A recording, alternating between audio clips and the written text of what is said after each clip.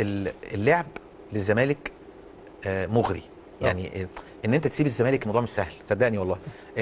ان انت هتروح نيوم او تروح نادي في قطر او تروح نادي في الامارات، كويس تمام، ونادي قد يكون في منتصف الجدول، او نادي في السعوديه، مش هتروح انديه من انديه القمه مثلا.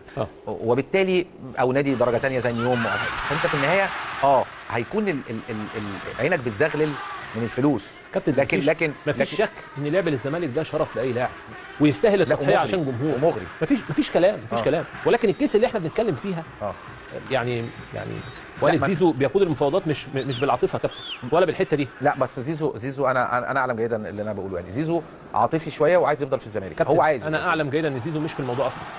مش في الموضوع. اي بس لازم يبقى له وجهه نظر وراي. كابتن، زيزو مش في الحوار. انت لو بتروح تمضي زيزو على حاجه، لو بتجيب زيزو على حلقه، هو ما بيديش رايه. والده هو الموضوع على فكره. والده بيقول كده بصراحه. تمام، يعني خلاص. يعني اما بتروح حضرتك تكلم زيزو في حاجه مثلا وتسلم عليه، والده بيرفع السماعه يقول لك الكلام معايا حضرتك، هو ملوش علاقه بالموضوع. كابتن سيف، والده اللي بيخطط لمستقبله ومعتبر نفسه وكيله، ده يشوف مصلحه ابنه. قد تكون مصلحه ابنه الماديه في الرحيل، وقد تكون مصلحه ابنه في البقاء. هو بيختار، وعلى كل انسان بيختار طريقه انه يتحمل عواقب اختياره سواء بالسلب او بالايجاب. لكن انا من وجهه نظري في السن ده زيزو يسيب نادي الزمالك، ده شيء سلبي مش ايجابي بالنسبه لزيزو، لمشواره، لتاريخه مع النادي، للبنى اللي بناه الفتره اللي فاتت. هياخد فلوس كويسه في الزمالك. قد يكون هياخد اضعاف حته ثانيه، بس يروح نادي اقل بكتير من الزمالك، وشعبيه اقل بكتير، وشهره اقل بكتير. كل حاجه ليها ثمن، وكل واحد بيفكر على قدر عقليته واستطاعته، ان هو يفكر بعد 5 سنين هكون فين، بعد 7 سنين هكون فين، بعد ما بطل هكون فين. احنا بنفس الكلام ده كنا بنقوله رمضان صبحي، ولا لا؟ صح. يعني في النهايه دي الحياه اختيارات، وكل واحد بيختار مستقبله ومصلحته. هنشوف الدنيا رايحه فين.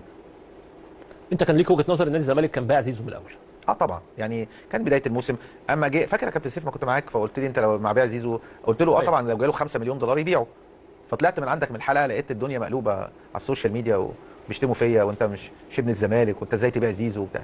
دلوقتي نفس الناس اللي بتقول هذا الكلام هم اللي بيقولوا الكلام دوت دلوقتي. لان انت في النهايه انت كاداره انت ليك يعني اولويات في ادارتك لمنظومه كبيره في قيمه نادي الزمالك. فبالتالي انت مالكش دعوه بالسوشيال ميديا، مالكش دعوه ده عايز ايه وده عايز ايه. كلنا عايزين حاجات مختلفه، لكن اللي بيدير واللي بيسوق القصه لازم يفكر جديه. وانا معاك ان اداره الزمالك كانت لازم تقرر في التوقيت ده، اما التجديد ويمضي او البيع. انا بس 5 مليون، يا هتمضي تكمل معايا يا هبيعك، لان انا وصلت للنقطه دلوقتي الكره بقت في رجل والده.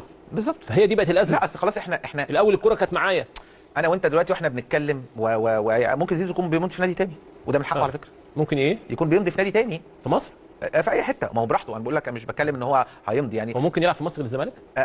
انا بص يا كابتن سيف، طالما انا طالب مبالغ ماليه كبيره ومش قادر اضحي للنادي بتاعي، فمش معقول هلعب في نادي في مصر الا ما اخد اضعاف اللي باخده. يعني لو باخد في الزمالك 50، لو رحت الاهلي لازم اخد 70 80، صح ولا؟ لو رحت بيراميدز هاخد 90، لان انا هخسر جمهور. لكن هي قولا واحدا اللي هيديني فلوس ضعف الضعف هتكون في الخليج. ما ردتش عليا. يعني ممكن يلعب هنا في مصر لغير الزمالك؟ كل شيء وارد، بس انا شخصيه زيزو اللي انا عارفه لا. بس انا بعد اشرف بن شرقي وبعد امام عاشور، جربتك انا كذا مره، وبعد رمضان صبحي، بعد ما فيش حاجه خلاص. اللعيبه ما بتفكرش. في وقت من الاوقات في عاطفه بتبعد شويه، ممكن العاطفه تتغير.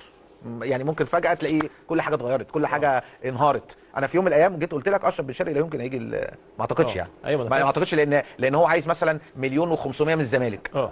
بس انا عرفت ان كيس اشرف بن شرقي مختلفه، ان هو كان عايز يجي الزمالك وكان مخلص مع الزمالك، وكان هيجي الزمالك لولا ان حصل جد في الامور بامور. يعني نرجع بقى بعد الفاصل تشرح لي بهدوء موضوع بن شرقي ده.